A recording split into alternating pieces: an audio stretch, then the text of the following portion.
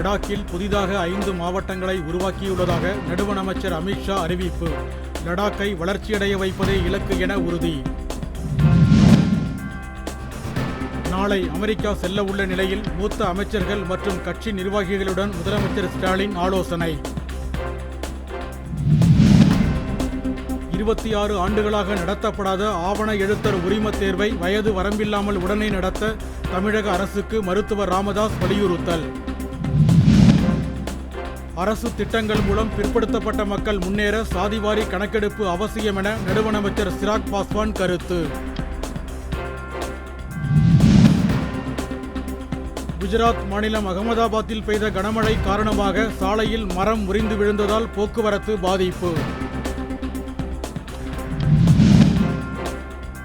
கிருஷ்ண ஜெயந்தியையொட்டி திருச்சியில் உள்ள 200 ஆண்டுகள் பழமையான வேணுகோபாலசாமி கோவிலில் ஏராளமான பக்தர்கள் வழிபாடு. 38 மாடி கட்டடம் மீதான வான்கலன் தாக்குதலுக்கு பதிலடியாக கீவ் நகர் மீது ரஷ்யா ஏவுகணை தாக்குதல் நடத்துவதால் சுரங்கங்களில் மக்கள் தஞ்சம்.